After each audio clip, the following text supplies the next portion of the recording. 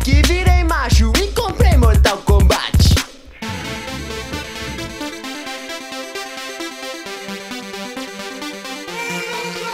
Escolhi o Liu Kang, soltei fogo pela mão. Depois foi Kung Lao, lançador de chapelão.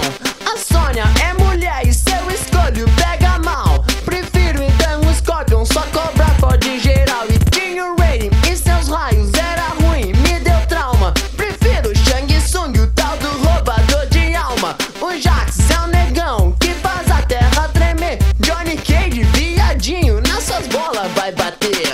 Depois de muito tempo descobri qual é que eu quero.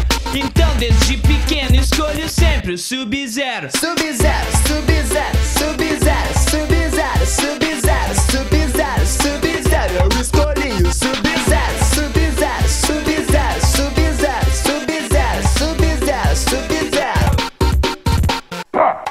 Fight!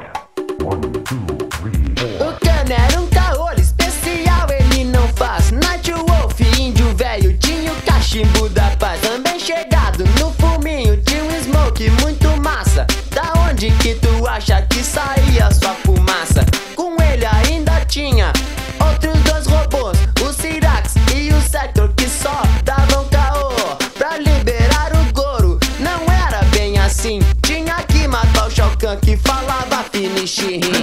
Depois de muito tempo descobri qual é que eu quero. Então desde pequeno escolho sempre o Sub-Zero. Sub-Zero, Sub-Zero, Sub-Zero, Sub-Zero, Sub-Zero, Sub-Zero, Sub-Zero. Escolhi o Sub-Zero, Sub-Zero, Sub-Zero, Sub-Zero, Sub-Zero, Sub-Zero, Sub-Zero. Fatality.